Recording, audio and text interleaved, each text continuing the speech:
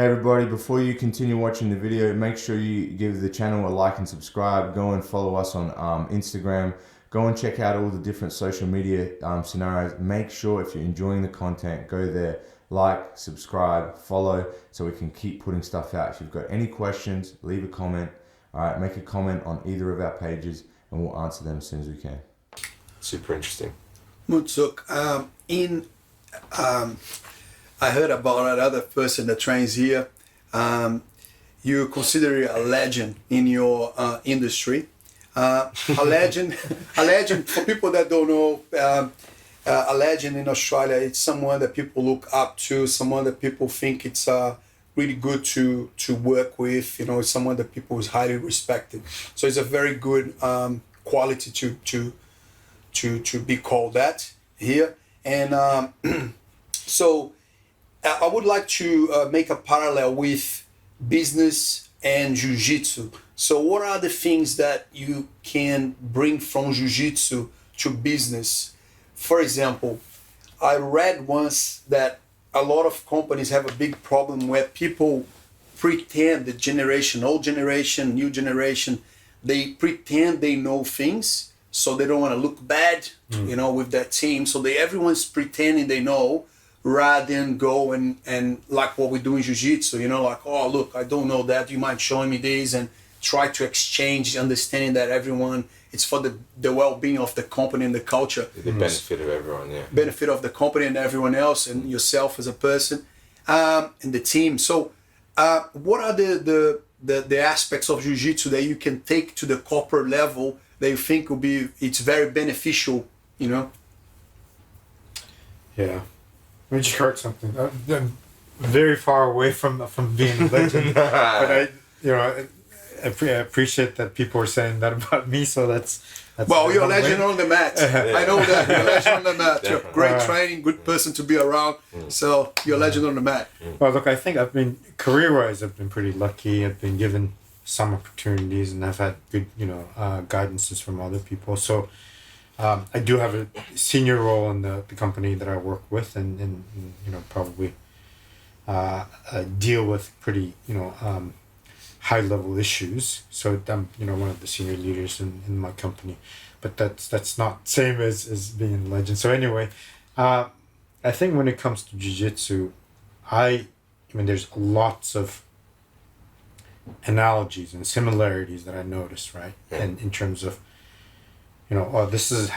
this is what works in jiu-jitsu, and then this is how it works in business, and these two are very similar. For example, I guess one of the things in jiu-jitsu, for example, that I've been recently practicing is, like, for example, when you go after submission, just be very patient and just get everything lined up, and then when that timing and when the leverage, grip, everything is set up, then you kind of go for it, and you pull the trigger on that scenario. Yeah. Whereas, like, when you're desperate hunting for a submission, and you got your body isn't in the right place, and everything's wrong, but you're still trying to finish something. So just being patient with the setup and the timing and things like that. In business, for example, with opportunities, like, when you have the right opportunity, it's ready to go, and you kind of build things up. You have your support network, you got your partner, and you got your investment, and then you have market timing, the conditions are right, and you just kind of, you kind of know when it's the right moment to move or make a decision or do something. So things like that I noticed that are a lot of similarities and parallels, parallels that I can draw, probably infinite. But in terms of actually, taking something that I've learned from jiu-jitsu and actually applying in the business community, and this is actually that I think about a bit, is like I negotiate for a living, right? And there's many different ways of doing it. So you can actually go for the most out of that interaction, negotiation, and really try to win at all costs, right? And that's not always necessarily a good thing, because especially if you're going to run into that person again, if you actually going to partner up and on many things in the future. So the way I think about it is, I used to think about work as a kind of like almost like a competition, like a battle, right? Yeah, yeah. And that's a really wrong way to actually think about things. More of like a short-term mindset. Yeah, because then okay, you must conquer that person. So my strategy, the way I deal with that problem, the way I deal with that person is, all right, I'm gonna go for the kill, negotiate, win, and all of that. And I think that is a very unhelpful kind of mindset in the business world. It's more around like the mindset that we have when we train jiu-jitsu, right? Because we actually, friends, and we actually train to actually, make each other better. Yeah, in the business each other. community, when you build relationships and when you work with partnership, you don't want to screw them over every chance you get. You actually want to help them. You want them to help you, and then so you can actually do more.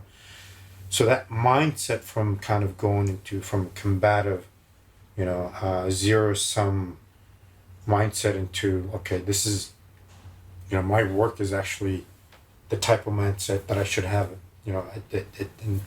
on the mat with training, because we train together for years and years together, and we don't want to injure each other. Yeah, we don't want to hurt each other. You can't train support anymore. each You're other. gonna be pissed off with each other. Yeah, even in the competition scene, it's different. It's not like a life and death type of thing. Yeah. So I think that mindset is something that helped me. I don't know if it resonates with you. No, that makes a lot of sense. Yeah, it makes a lot of sense for so many scenarios, and it's not even like business. It's just relationships in general. Like, you know what I mean? Like getting your way or the thing you want is not always. It doesn't have to be done in an aggressive way where you're dominating or like taking control of the scenario. There's always ways that you can work things out and meet in the middle with people, and everyone can have a situation where they're comfortable and happy with. And I think like that's something that I've definitely kind of started to think about more. Same with me, like as the more you learn and the more you kind of go through learning jiu-jitsu and understanding things. And I used to train too hard when I first started. I came from a competitive rugby background, and there's a lot of guys that you see coming to the gym like that. They want to, train to the death and then trying to bash everyone. And I probably started a little bit more like that, especially starting where I started with jiu-jitsu when I was 14, competing against these grown men that are, the guys that I started training with, they weren't there to, get good at this or that. Like, man, most of them fought MMA or they did kickboxing, and they wanted to, they started watching the UFC and the Ultimate Fighter. And yeah, it's just interesting. But also particularly to do with just like personal relationships, family relationships, same type of thing. Like, you do have to kind of soften at some point, and you got to notice at some point it's about the big picture and not about right now, today, all the time. Yeah. And I call that like fair play. So we have friendships here. We're training with each other all the time. Like, I'm not going to. It's not at any cost that we're gonna aim for the submission. If I can feel that this is not gonna be too much or this is gonna be hurt, I'm not gonna go for that. Like that's the more important thing. Like it's worth more.